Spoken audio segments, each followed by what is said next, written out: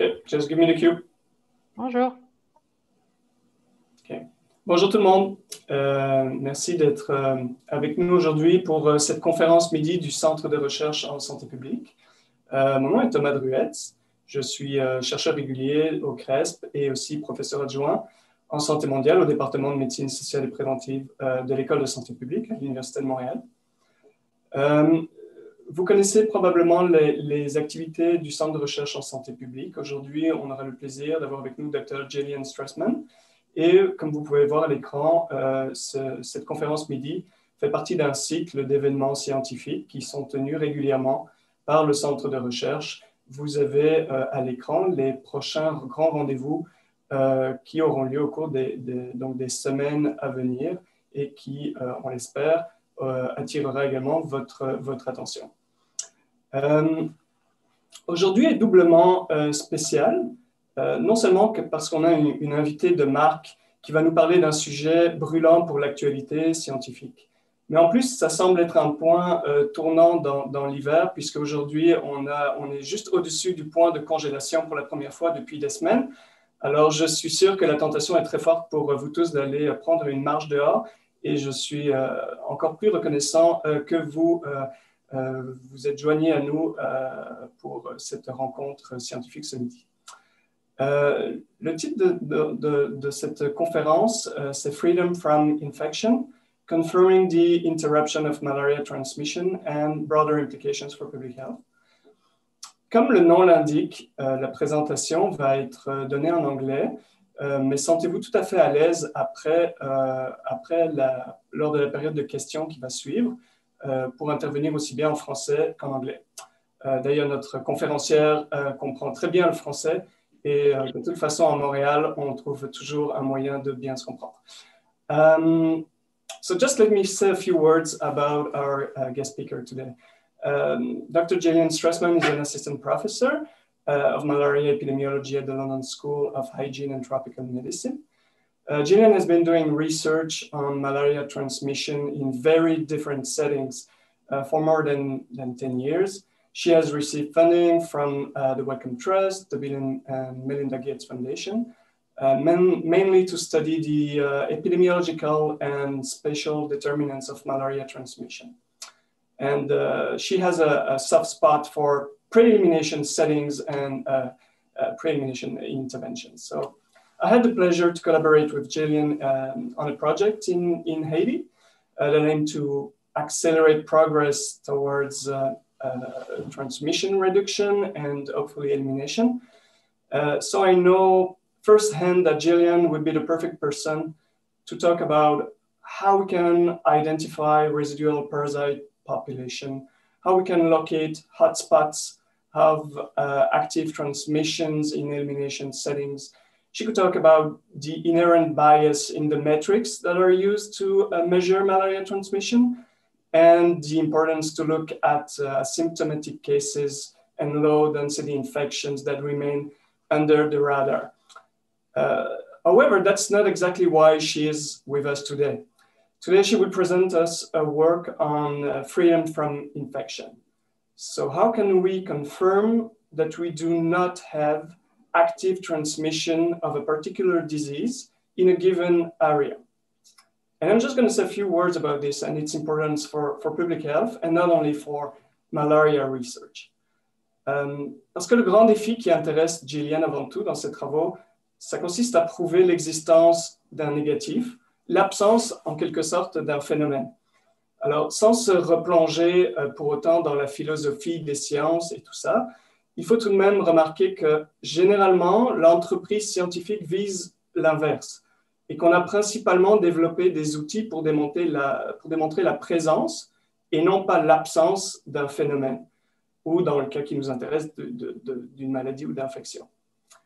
Donc, il s'agit d'un travail très original et d'une importance vraiment capitale parce qu'on ne peut pas tout simplement présumer qu'il n'y a pas de transmission d'une maladie en l'absence de signaux, c'est-à-dire en l'absence de personnes qui spontanément sont symptomatiques et se présentent par exemple à un centre de santé, sont prises en charge, sont détectées, etc. Alors, ce questionnement, c'est vrai non seulement pour le paludisme, ou la malaria, ce qui est la même chose, mais c'est également le cas pour de nombreuses autres maladies infectieuses. J'ai même pas besoin ici de mentionner la COVID. Alors, il est pourtant essentiel dans ce contexte-là pour les autorités sanitaires d'avoir une information fiable à ce sujet. Dans un monde idéal, on ferait réaliser un test ultra sensible à toute la population au même moment et on aurait un portrait instantané juste de la situation. Même s'il était possible de le faire, l'estimé ne serait probablement pas parfait et de toute façon, les défis seraient trop importants et ce ne serait pas optimal. So Gillian's approach consists in developing tools based on routine surveillance to support claims for the absence of malaria transmission. And yeah, without further ado, it's my greatest pleasure to let her present her work on this, maybe for 30, 35, 40 minutes. And after that, we will take questions. She will take questions from the audience. You can ask your questions, write them down in the chat. And you can also write them on the YouTube channel. Alors, après la présentation de Gillian, elle va prendre les questions de l'auditoire. N'hésitez pas à écrire vos questions soit dans le chat ici sur Zoom ou bien directement dans le channel de YouTube. So thank you very much, Gillian, for being with us today. And the floor is all yours. Thank you, Tom. Let me just see if I can share my slides. Great. Is that showing up okay? Yep. Perfect. So thank you so much, Tom, for the introduction and for inviting me here to speak. And as Tom mentioned, I'm Gillian Stresman, and I'm a malaria epidemiologist with my main research interests ranging from understanding spatial dynamics of transmission, how to accelerate reductions in transmission to achieve elimination, but also how to confirm that elimination has been achieved. And so I've been invited here today to talk about our Freedom from Infection project, which Tom has given a great overview of, but specifically how this framework can be used to support decision-making for disease elimination. Or as I like to think about it, this project is really about how to measure nothing. And so I'll start by providing an overview of the Freedom Framework and then a brief introduction of malaria for those who may be less familiar with the transmission dynamics, and then apply the context of malaria to the Freedom from Infection framework. And then finally, I'll end with discussing the potential opportunities for how the Freedom from Infection framework can be useful for public health more broadly. And so to start, what is freedom from infection? So traditionally, as Tom mentioned, as epidemiologists, we are looking to better understand the burden of infection with the goal of achieving elimination of that disease or its impact on health. So a suite of statistical tools and approaches have been developed for such purposes. However, when we are interested in the inverse question, or how to prove the absence of a disease in a population, this classical toolbox becomes impractical. So unless we sample the entire population with a perfect diagnostic test, we can never be sure that the one person we missed doesn't have the infection of interest, or there's not ongoing transmission, or if we get a false negative test result. So in part because of this, the current guidelines for confirming disease elimination largely rely on the health systems consistently reporting 0 cases over a period of time, and that there is a strong surveillance system in place to quickly identify and prevent reestablishment of transmission. However, given that many infections can be asymptomatic, as seen for the case here for malaria, let's see if I can get rid of the people on my other screens. There we go. So it's seen here with the case of malaria, there's a large proportion of infections that are asymptomatic, which wouldn't be expected to be picked up within health systems. And also more recently, we've seen in the context of SARS transmission, how there's a significant portion of asymptomatic infections.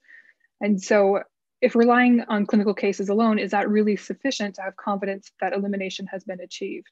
Also, what does a strong surveillance system mean?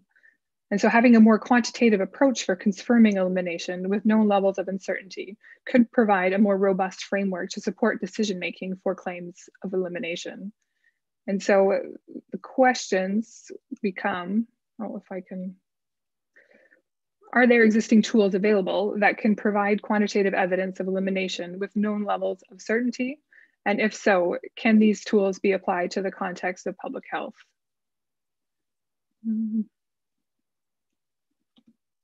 Go forward. There we go.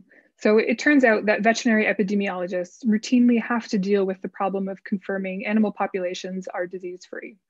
So with animal production and international trade of livestock intensifying over the past few decades, the risk that disease will be imported within that herd of pigs or cows or whatever is being moved across borders has also increased. And with the acknowledgement of this risk and the associated potentially large risk of monetary losses, the World Trade Organization and the Food and Agricultural Organization have required an evidence-based risk assessment of the disease status of the animals before they are traded and they cross borders. And so tools have been developed to provide such a quantitative estimate and are based on the probability that infections would be detected if they were present in the population. And so the freedom from infection tools were developed in the late 90s, and so are standard practice in veterinary epidemiology and are now pretty well established. As I said, this framework has also been used by the FAO to establish standards that must be achieved as a condition of animal trade. So the next question is, could these tools be applicable to the context of human health? And so people are not livestock. We can't exactly cull an infected population as is standard practice during veterinary outbreaks. But there are a lot of factors and dynamics of the transmission systems that suggest that the freedom from infection tools may be applicable to the context of human health. So for example, in veterinary epidemiology, there are differential risk profiles for diseases within different age groups or sexes or whatever. Different groups being more likely to be infected. Animal populations also cluster in farms and pens, similar to human diseases clustering in certain populations. Both animal and human disease systems have similar transmission routes, so that there's airborne or vector-borne diseases. Population densities are variable, and which affects the transmission potential. Diseases can be clinical or subclinical in both populations, and there's always a risk of disease importation. And so how is zero actually measured in the epidemiological context in veterinary activities? And so, as we mentioned, it is impractical to prove that there are zero infections in a population, but it is possible to estimate the probability that negative results would be achieved if the disease were present at a pre-specified level. So we call this level the design prevalence, or DP. And if this design prevalence is set at a level below which transmission is unlikely to be sustained, and if the probability of freedom from infection remains high over a period of time, then the disease of interest has been eliminated with known precision. We can revise the estimates of freedom from infection as we gather new evidence, and we can also combine different data sources or surveillance streams. So for example, if you have passive case detection and active case detection, these can be combined into an overall estimate of freedom from infection. And then the accumulation of negative results over time then increases confidence that elimination has occurred. And so in other words, if we set, for example, the design prevalence at 1 infection in our population and consistently get 0 reported infections over 1 or 3 years, we can be a certain amount of certainty, or we achieve a certain amount of certainty that if there were at least 1 infection in the population, we would detect it. And therefore, because we detect nothing, we can be sure that there are fewer than 1 infections. And so this design prevalence is something decided a priori, with 1 infection obviously being the most conservative, but this requires more evidence to support a high degree of probability of freedom. And so alternatively, if you set the design prevalence at a higher number, or ideally something related to where the R0 is less than 1, you can use this higher threshold, which is easier to achieve, but still be confident that the disease will die out and elimination will be achieved. So in other words, the freedom from infection estimates the sensitivity of your surveillance system for the disease of interest with the probability of freedom corresponding to the negative predictive value, essentially determining what probability that the population is disease-free given our negative reporting in the surveillance system reports. So that's just a quick nutshell of what the freedom from infection framework looks like. And we'll provide some examples as we move forward. But essentially, in practice, applying the FFI framework to support claims of elimination involves a few different steps. And so the first step is to identify the different sources of surveillance data in the areas reporting 0 infections of the disease of interest. Second, we have to then calculate the sensitivity of the surveillance system, denoted SSE, to detect the diseases of interest for each surveillance component per time step. And so this is done using scenario tree modeling, which I'll discuss in more depth in a couple of slides. And then once the surveillance system sensitivity is determined for each surveillance component, we can combine these into a single estimate. And then this is used to estimate the probability of freedom per time step. Starting with a prior of 0.5, which is saying that, okay, we are equally confident that disease transmission can be present or absent. We can then use this to accumulate evidence over time, with the previous estimate of probability of freedom becoming the prior, and the estimates are updated. So this will hopefully become a little bit more clear as I show some examples applied to the context of malaria. But quickly before we do that, I'd like to just provide a brief overview of malaria and the transmission to give some context for those who may be less familiar with its epidemiology, and then again, show how it's applied to the freedom context. And so malaria is a human disease caused by 5 different species of the Plasmodium parasite. Plasmodium vivax is the most prevalent worldwide and is the dominant species in the Americas and Asia, whereas Plasmodium falciparum is responsible for the majority of deaths and morbidity, and is the predominant species across the African continent. And so each one of these species and vectors have a slightly different life cycle and slightly different challenges in terms of studying it, but also confirming its absence. But I won't go into those depths here. And so the parasite life cycle is shared between the human host and the mosquito vector, with the length of the intrinsic and extrinsic incubation periods depending on this parasite, also the vector and the climate conditions, but is typically around 3 to 4 weeks on average. So malaria is currently endemic in about 87 countries, predominantly in tropical regions, which we can see on the map. And this is primarily where the vectors are abundant and the climate conditions are conducive to both parasite and mosquito development. But it does result in significant morbidity and mortality every year. And so in 2019, there was an estimated 229 million cases globally. So it is a significant public health issue. However, over the past 10 years, the incidence has declined from about 80 cases per 1,000 population at risk in 2000 to about 56.8 in 2019.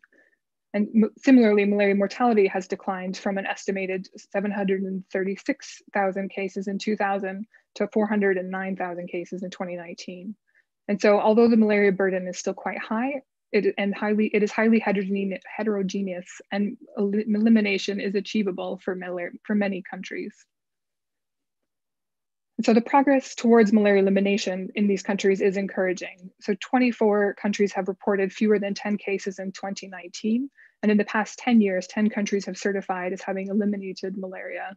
And with China and Cape Verde hoping to be certified in the next year or two, amongst a few others.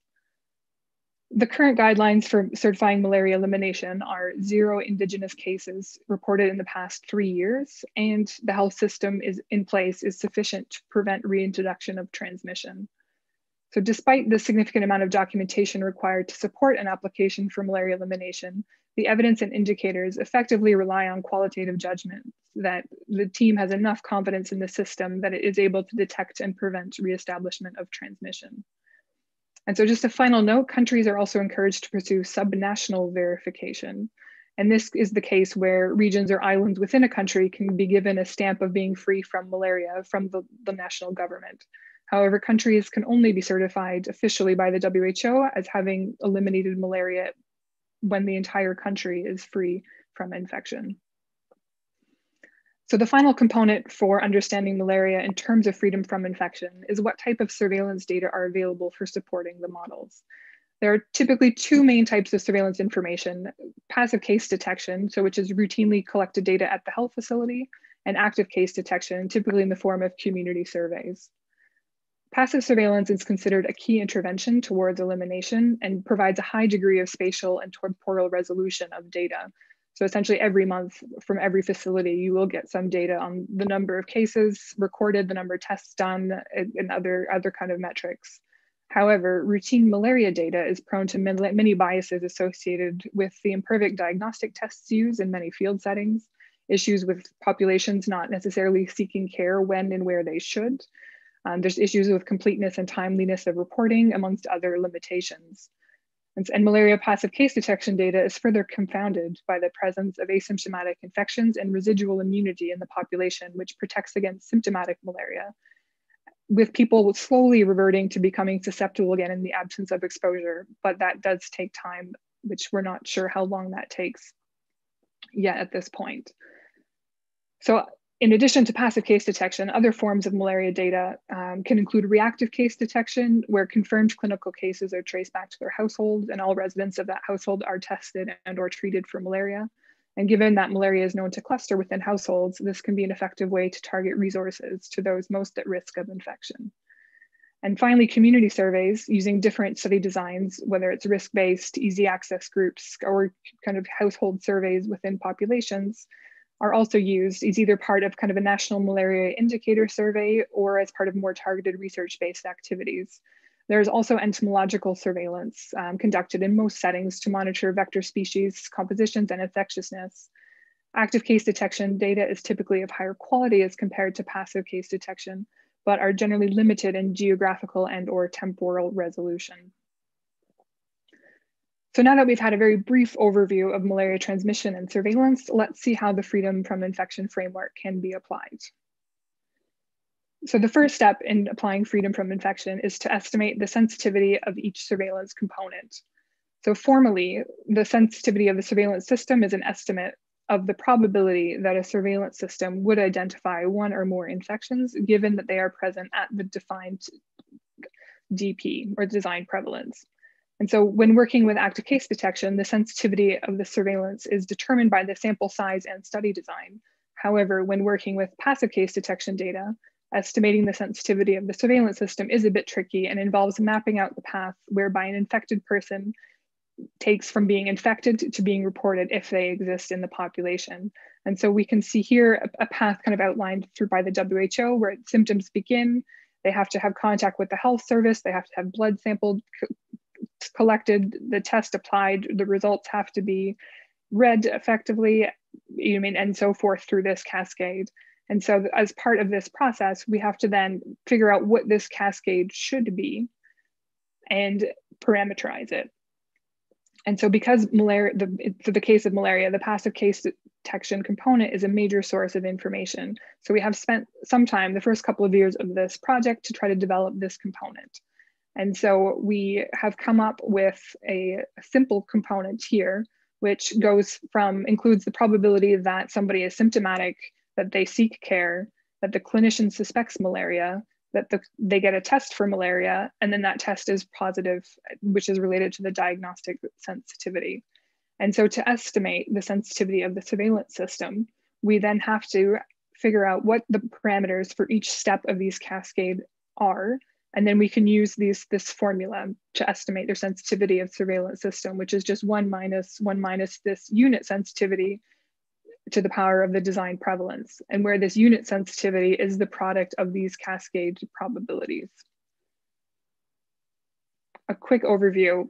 However, the goal in designing these scenario trees is definitely a tricky one, and we want it to reflect the epidemiological profile and the surveillance systems as accurately as possible.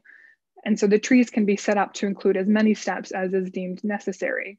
We can also expand them to account for different risk profiles in this population, like age, region, or seasonality, to account for zero observations. And it makes the surveillance more efficient if you're targeting activities where you're most likely to find them. And therefore, if you don't, it's a bit more of a highly weighted piece of evidence that if there was something there, you're more likely to detect it. And so it does lead to a more efficient surveillance. However, there is a trade-off between the accuracy of how well the system is reflected and our ability to kind of assign meaningful parameters to each step in each branch of the cascade. So I'm sure you can imagine if you create these giant trees that are the most accurate kind of reflection of all of the information we know about a disease transmission system, including the risk profiles, it can become very unwieldy very quickly. And therefore it becomes very, very difficult to parameterize. And so it is a trade-off. However, we have decided to stick with the simple structure because we are better able to estimate and parameterize it in the sense that we have confidence in the meaning of the outputs. And so the next question is, how can we do this in a way that provides a realistic proxy for how effective the system is at detecting malaria if it exists?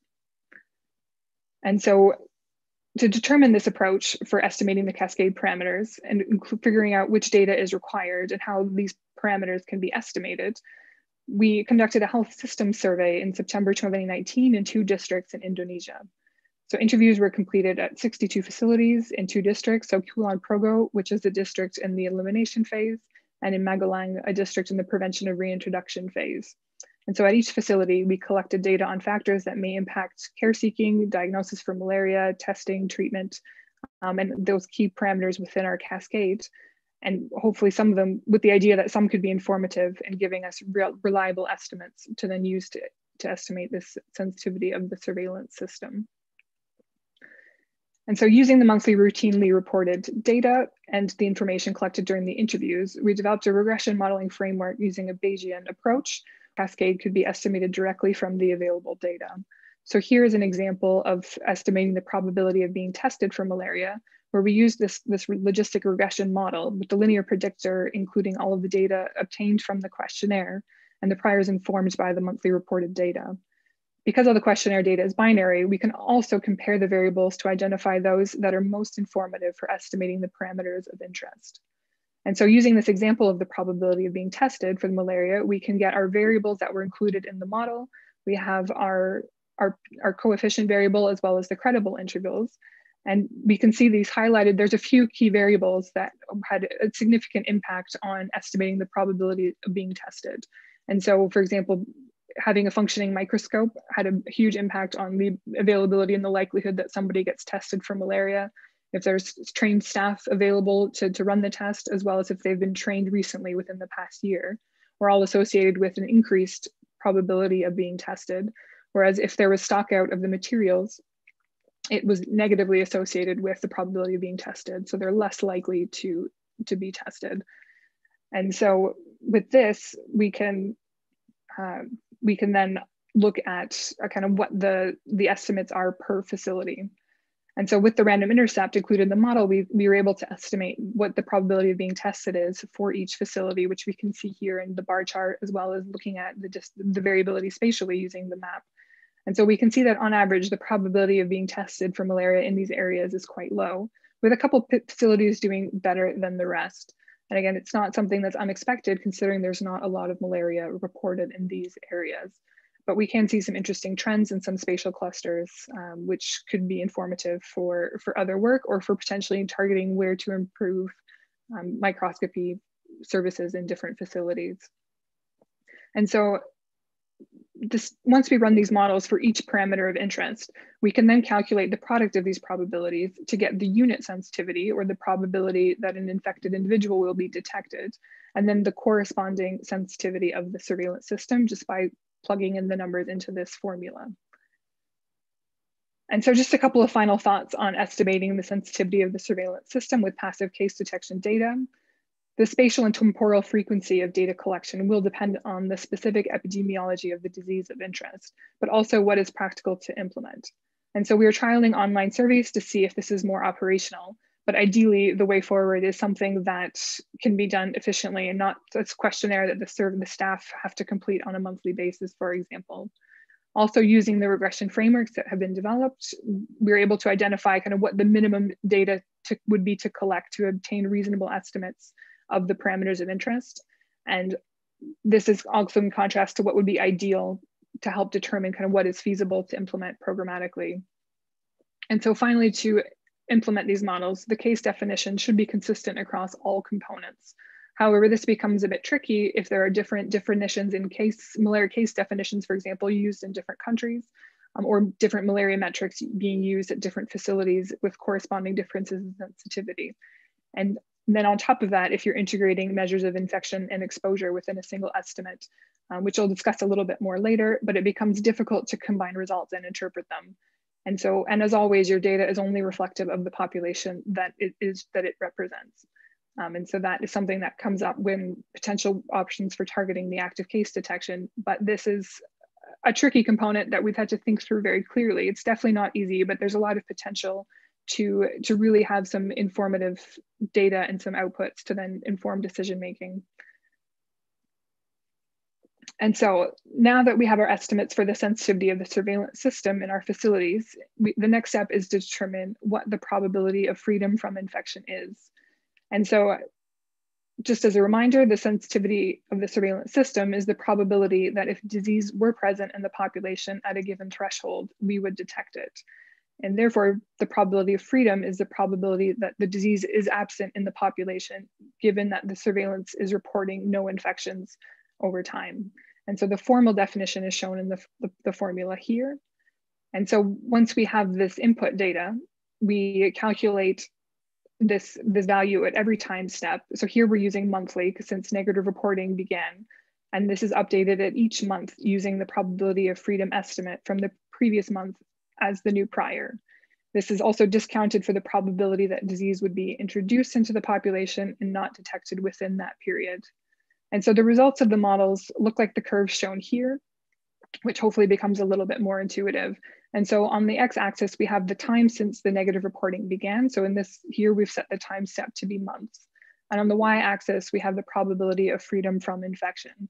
And so again, starting at the low level, so that having a consistent surveillance system sensitivity over time, which again, the different curves show different surveillance system sensitivity. Over time, considering if with negative reporting continuing, we have the increased probability of freedom from infection until eventually it saturates. And the rate of that increase is dependent on the strength of the surveillance sensitivity. With having a really strong system, you're gonna get to a high degree of freedom more quickly and sustain it. Versus if you have a very low surveillance system sensitivity, it will take a very long time to achieve that high degree of confidence that elimination has been achieved. And so the other key factors to think about is this design prevalence. And obviously this will also impact the models and how they're interpreted. And we'll show an example of this. And so if we apply this freedom from infection, the probability of freedom estimate to our case study from Indonesia, we have two examples here of two facilities in Indonesia over the 36-month reporting period where we have the data. And so the example shows the estimated probability of freedom according to a design prevalence of 1, which is the red curve, and a design prevalence of 2, which is in the purple curve. And so we can see that having a higher design prevalence set a priority, you can get to a higher degree of confidence more easily, because the way that the system is parameterized, you're accepting a little bit more infection in the population that goes undetected if it exists. And so the first plot shown is a facility where we have a pretty high estimated surveillance sensitivity and a high degree of probability of freedom is achieved quite quickly. And it is sustained through the reporting period as there's been no infections detected in that population. In contrast, the second example consists of a facility that has a variable surveillance system sensitivity over the reporting period, because you can see different slopes of the curves when it starts to go up. So here we have a pretty high surveillance sensitivity. The P freedom goes up really quickly, but then here after a case shows up, we have this curve crash down back to baseline, and then it goes up a little bit more slowly after that. And then every time we have a case pop up, we go back to baseline. So these curves can be used to drive standards for achieving elimination. And so we can think about both setting a design prevalence, but also what threshold of probability of freedom must be achieved and sustained for how long before an area can be considered free from infection. So these estimates can also be mapped over time to show the progression and change in spatial risk of malaria freedom. And so starting with the bottom left corner here, it's quite a busy plot. This is the first time point, and we can see that a lot of the estimates of freedom are quite low. And then as time progresses, so each one of these maps shows a different reporting month, we can get all the way to the current time frame where most facilities, well, these are all facility catchment areas, do achieve a relatively high probability of freedom, but there are some that are still quite low. And so these areas, we can think about targeting active case detection, for example, to supplement estimates obtained from passive case detection alone. And so this is where we can think about combining active case detection and passive case detection. And when we do this, it effectively creates a boost in the estimated probability of freedom at the time point that the survey took place. And so this plot shows an example of health facilities in one department in Haiti that mostly have a very low estimated surveillance sensitivity.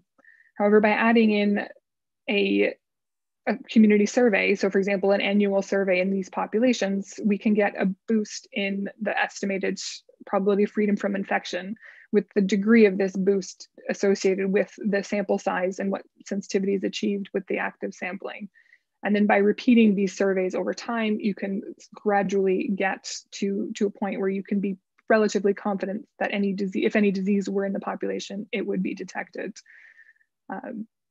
And so this is kind of where some of the design considerations come in and or should be adapted according to the goals of the program. And so you can think about, for example, if you had one very, very large survey, you would get a very big boost in your estimated probability of freedom. However, you could also achieve the same thing, the same degree of probability of freedom over time by doing sequential smaller surveys. But again, how these surveys should be designed should make sense into the context and the goals of the program and what the standards are for what elimination actually means from this perspective. And so I'll go over quickly some of these design options and considerations for some of the freedom surveys that we are testing right now for malaria, using examples from our work in both Vietnam and Laos.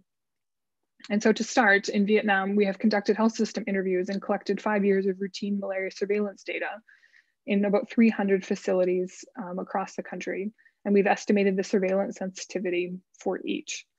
And so activities here are focused on provinces that reported no malaria over the entire study period, as well as those have recently transitioned to zero reporting. So most of the facilities in the north are in this zero reporting phase, whereas the central kind of area, they've transitioned to malaria elimination more recently.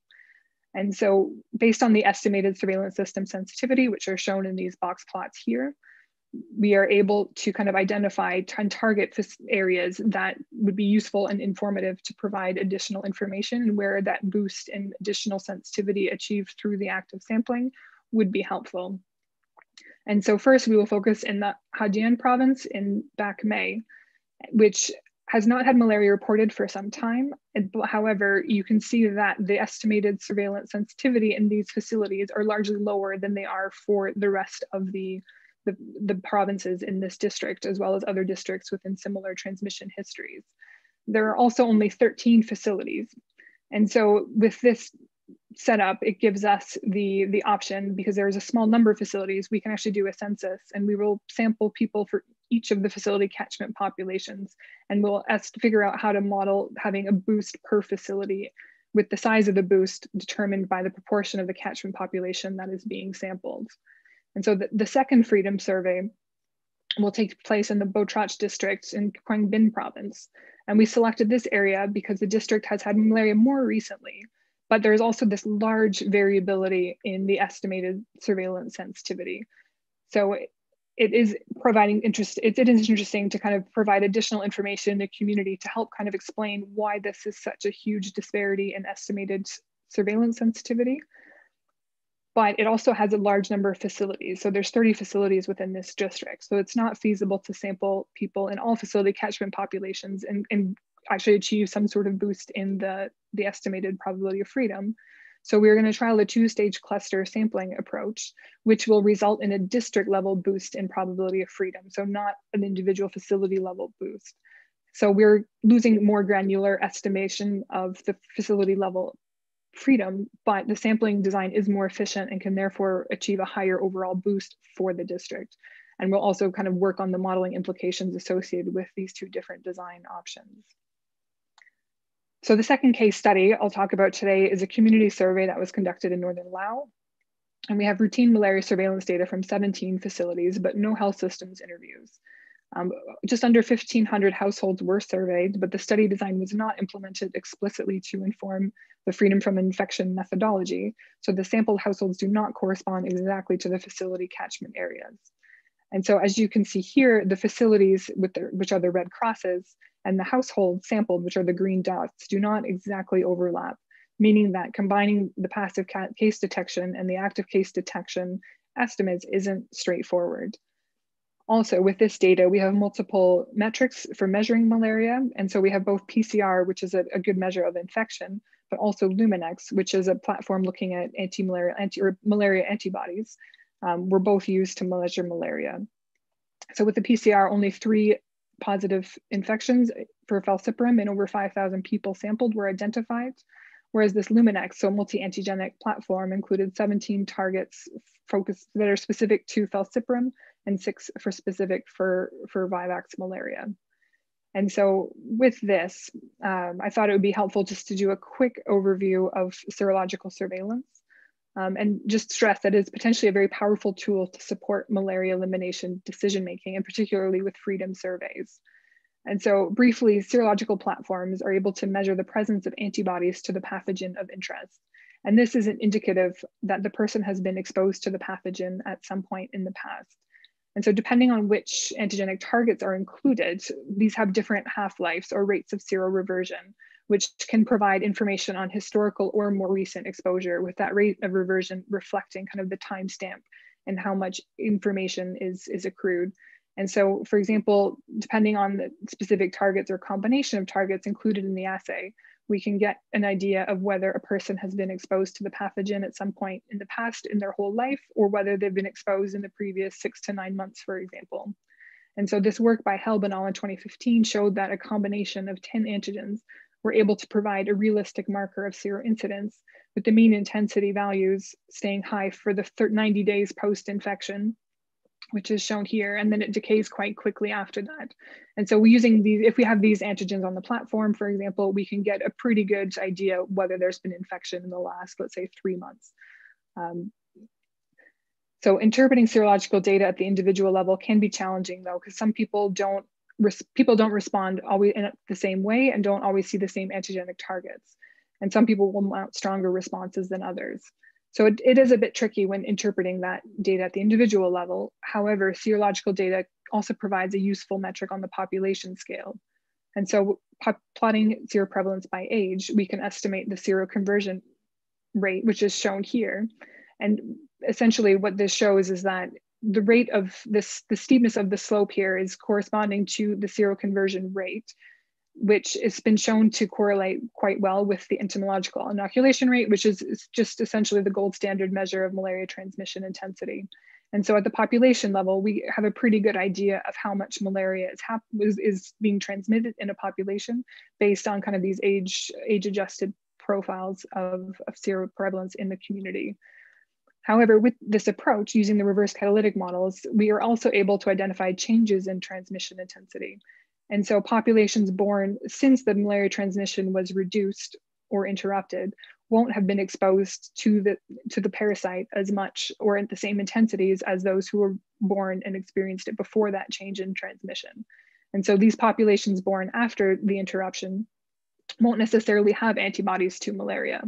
And so when you look at the same seroconversion rates over time, you can see that there is this step change and essentially 2 forces of infection within this population. And so if we were thinking about how to incorporate serological data within these freedom surveys, it could become potentially very powerful, as within a single survey. Here you could say that there's I'd be pretty confident that there's been very no or little transmission in the past, let's say 20 or 25 years. And so within a single survey, you can actually get this historical information to kind of inform your estimates. And so given the ability that we can use serological data to inform historical as well as more recent exposure, depending on the antigens included on the panel, the results can help identify areas that are more at risk of transmission that isn't necessarily detected in clinical cases or infection data alone, or conversely, areas that are more likely to be at risk for outbreaks. And so the plots here show seroprevalence estimates for falciparum on the top and Vivax on the bottom per facility and where we've been working in Lao. And looking at these outputs over space can also help target areas where more information is required to support claims of elimination. And so thinking about how to use serological data, you can, for example, in a single survey, you can get the equivalent of, let's say, 30 annual surveys of malaria information, for example, if you can show that step curve, but also you can use the current seroprevalence to estimate where you could potentially want to do more surveys or dive a little bit deeper or want increased levels of certainty that elimination or freedom has been achieved. One other challenge with integrating active surveillance that is shown using the Lao data is when these populations don't explicitly overlap over time. And so if your community surveys aren't designed from the perspective of freedom surveys, and you have to figure out how then to combine these populations. And so with the case in Lao, we have the health facility as the ideal base unit of analysis, because again, that's where we have a lot of data from the passive case detection with high temporal and spatial granularity. But if we can't assign people sampled in the community to kind of correspond with that health facility, then combining that information becomes problematic. And so what we have done here is to create catchment populations per facility based on a friction surface approach. And then the households can then be assigned to the catchment area based on where they are located. And so in the context, if you have every facility as in the country or data from every facility, then assigning people to their facility, it can be quite straightforward. But in this case, where we don't have information from every facility, the options are either to lose the data or drop data from people that are not representing the populations that are consistent with the passive case detection data, or we can think about more kind of advanced approaches where you do some modeling, some spatial modeling to kind of interpolate surfaces and so forth. But thinking through both how to combine the data, but also thinking about what populations they represent, are they independent, and other things like that are, again, just important design considerations to think through. And so far I have discussed a couple of different ways to design freedom surveys to supplement estimates of freedom and how to boost estimates from passive case detection data alone. But some considerations that we haven't quite talked about in terms of designing freedom surveys are thinking about questions about spatial aggregation of data, which were highlighted a little bit in Vietnam and Laos, and how do you design kind of, again, with Laos, we had different catchment populations, but in Vietnam, we had targeting kind of facility level boosts, but then also kind of the more aggregate district level boost, and then what implications that has for interpreting the data, and then also on the modeling side, how that can be accounted for. And so alternative approaches include targeting populations not represented by the passive case detection data, which we are going to be testing later this year in Philippines and Peru. We can also think about targeting facilities with low estimated surveillance sensitivity to kind of boost confidence in elimination, and as well as there's other options for how to target at-risk populations, which we are exploring this at-risk population specifically in Cape Verde, again, later this year, because we have this risk very well characterized, which is very related to imported infections from travelers from mainland Africa, which you can see in this map here. And so ultimately, the most appropriate design for active surveillance will depend on the specific epidemiology of the setting, what is possible and operationally feasible, but also what can be parameterized to inform the design and corresponding modeling of the estimate to estimate the overall probability of freedom. And so, for example, if you're thinking about incorporating at-risk populations in your survey design, if you oversample people that are more likely to have have a risk of malaria infection, then you can, again, have a more efficient sampling. But you have to be able to do that. You have to characterize what that increased risk ratio in that population is, as well as what percentage of your population constitutes that at-risk population, to then estimate which proportions are sampled and then the corresponding sensitivity that you gain.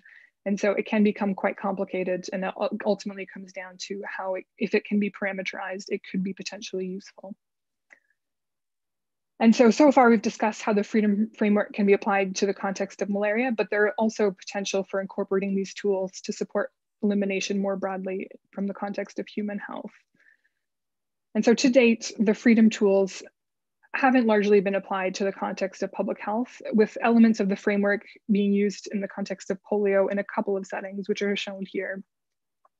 And there's been a few things more recently on COVID, as well as I think others for polio in the UK. So in some sense, the lack of utility using these tools or awareness of these tools isn't surprising, given that the push for elimination of diseases affecting human health is relatively recent, and the feasibility of it as well.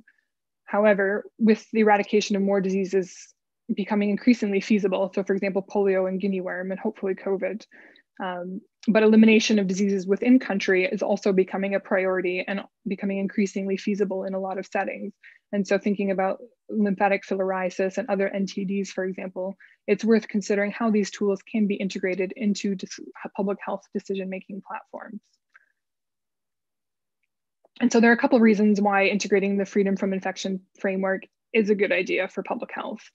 And so these tools enable us to estimate the probability of freedom in a standardized way that can be specific to each pathogen, irrespective of whether there is a difference in national surveillance systems or other kind of factors, for example. We can determine the feasible time frame required to confirm elimination based on the achieved surveillance sensitivity. And as shown in this top plot here, we can project the time required to achieve a given probability of freedom according to the sensitivity that we can achieve. And so it can help kind of gear standards to work towards in terms of applying these tools. Similarly, we can also determine what surveillance sensitivity is required to achieve the desired probability of freedom as seen in the bottom plot here. And so you can think about ways to try to using this as a tool to strengthen surveillance system sensitivity. Obviously, we need to figure out if these parameters are estimated effectively and how meaningful are they and will they actually respond to any changes. But there could be some potential to use this as a tool to identify which components are the most important for estimating kind of disease and how effective it is at capturing if it's there, but also then what specific parameter within the cascade, if something is lower, for example, you can think about some potential actions to improve that. And so if just thinking for malaria in terms of surveillance sensitivity in the passive system, if you end up with a low estimate, but that estimate is because the probability of testing is really low, you can think about then trying to improve kind of uptake of testing or availability of tests. Whereas if the low parameter is related to the probability of seeking care, then that's obviously going to be a different action that would kind of help improve that. So you'd want to potentially think about doing community campaigns to incentivize people or encourage people to go seek care, for example. We can use the freedom framework to inform kind of which surveillance components are the most optimal and which can be enhanced, as I just said. We can also use it to design optimal survey strategies to supplement passive surveillance if we want to include some of these active components. We can also include and determine the value added of multiple diagnostic tools or surveillance endpoints and which combinations can be most effective. So I think there's a lot of opportunities for implementing and integrating the freedom tool framework and the tools into public health in more general. However, there are also some challenges to consider where the FFI tools may not then be appropriate. And so to start, people are not livestock. In farms, animal movement is restricted to pens and transfer of animals between farms or countries is highly controlled. And this is definitely not the case for people. Similarly, human behavior is less predictable than livestock's, which could impact how effectively the FFI framework is able to quantify some of these probabilities and the likelihood that any infections present would be detected. And so, for example, if people who are infected just choose not to seek care and consistently refuse any participation in active sampling, it may impact our ability and the confidence we can have in elimination. And so, although one of the advantages of the freedom from infection framework is that it is flexible to account for differences in the disease transmissions and surveillance systems. And so but within that, we can still set a specific standard for how to estimate sensitivity, for example, or P-free, or what design prevalence is required to kind of inform the modeling components. It means that each disease will have to undergo the exercise of this framework development and identifying which guidelines are the most appropriate for this context. And so some key questions to consider include what population is represented in the data available. So for example, in the context of lymphatic filariasis, there's very low care seeking. So the passive case detection data isn't going to be that informative or that representative of the infected population. And so which surveillance components are used and how can they be integrated into the modeling framework? And so as I showed earlier in the context of malaria, there are multiple sources of surveillance data to consider. So the framework can become quite complex if we wanted to take advantage and be able to parameterize all of the potential data sources. Whereas with lymphatic filariasis, for example, the active surveillance or these task surveys, transmission assessment surveys, are the primary source of data that they use for decision making. And so from that context, it becomes the framework, the freedom framework can become much simpler. And so for diseases where passive surveillance is a key source of information, designing and parameterizing the cascades will need to be thought through carefully in terms of what is possible and then also what is meaningful and informative. Accounting for different diagnostic tools and the corresponding sensitivity and specificity and how it relates to different case definitions in different places will need to be quantified, which can be tricky. And finally, identifying the optimal spatial and temporal unit of analysis to set should ideally be based on transmission dynamics of each pathogen, but we'll have to have a balance in terms of what is practical and what is achievable. And so each of these decisions will affect how the models are implemented and the results interpreted in the temporal unit of analysis. So just quickly, this is a very quick run through, and there are a lot of people involved in this work. So I'd particularly like to thank Luca and Lindsay and Isabel at the London School, have been all involved in the model development and data analysis, and our many partners, the WHO, Clinton Health Access Initiative, and OSDAT, who've been helping us a lot and as well as our collaborators in the different field sites where we are trialing the freedom from infection tools. And finally, I'd like to acknowledge the Wellcome Trust, who have been covering my salary, and the Bill and Melinda Gates Foundation, who are funding this work. And so with that, I'm happy to take any questions, and either French or English. I will try in French. And my email is here as well for those who may be interested in further discussion. Great, thank you. Thank you so much, Gillian, for this presentation. It's really, really interesting, and I think the potential of the freedom from infection framework cannot be denied. So I don't know if we have a couple of minutes to take questions. I don't see the chat anymore.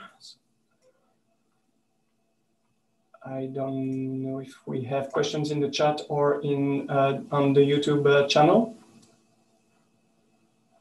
Not yet, Tom. Okay, so let me, I'll break the ice. You started by mentioning that the tool was developed based on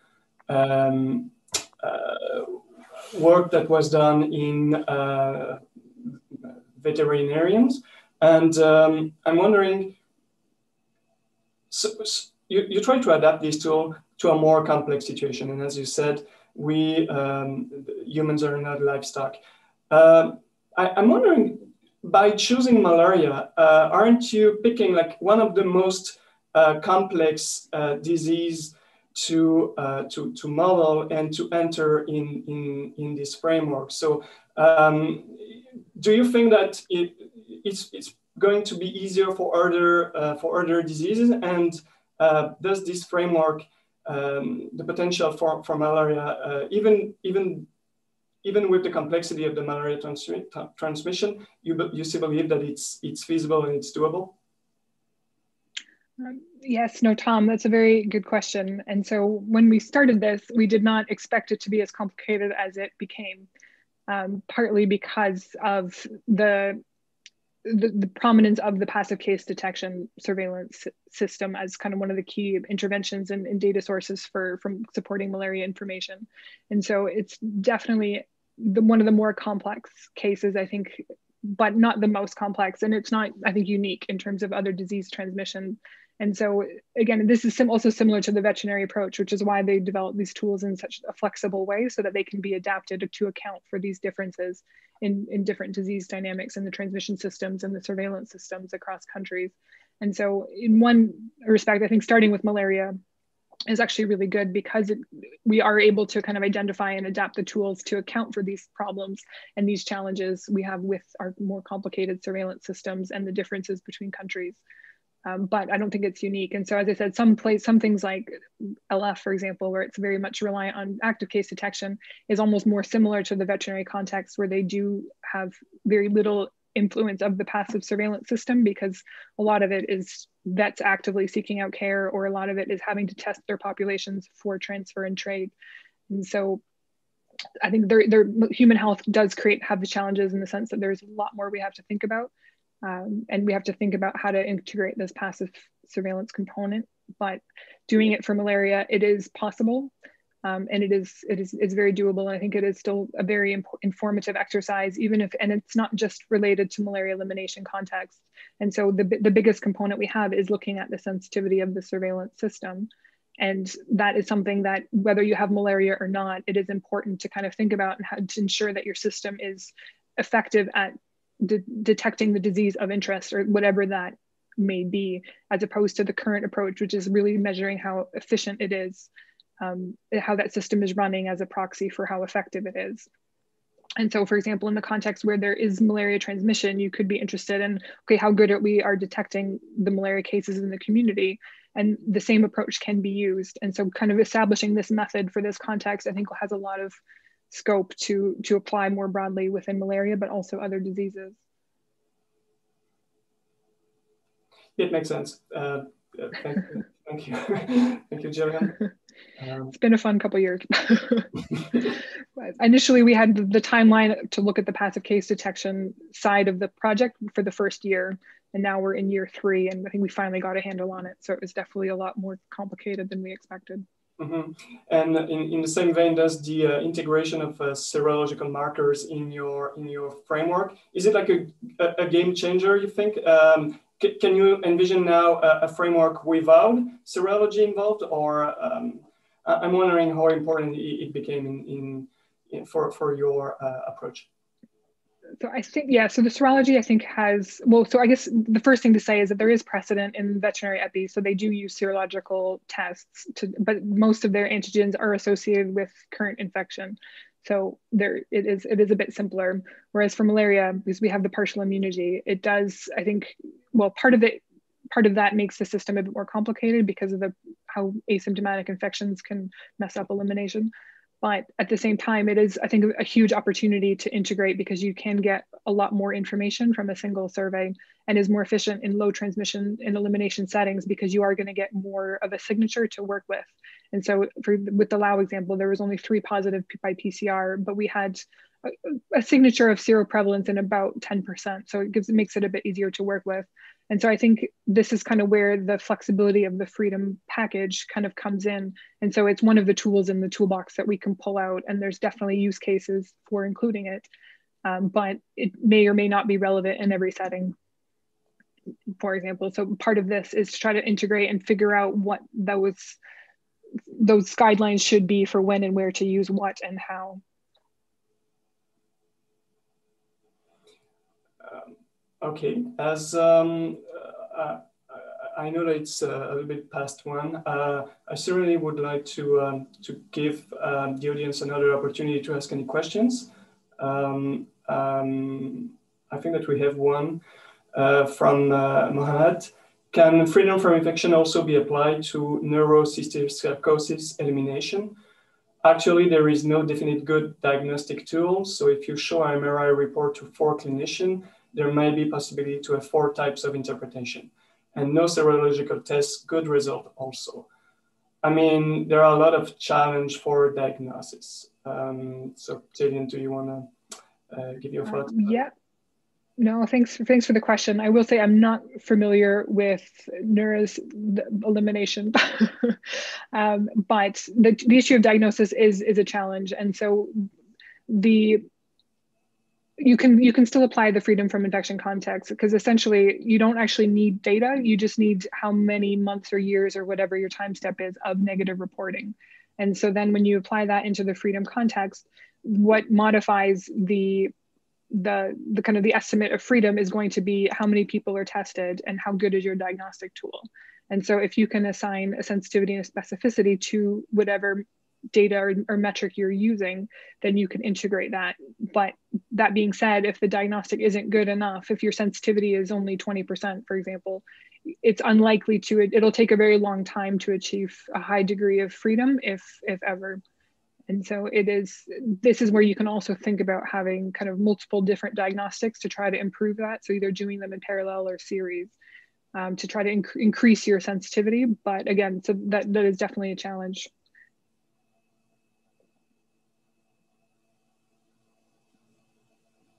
Mohammed, I hope that helps.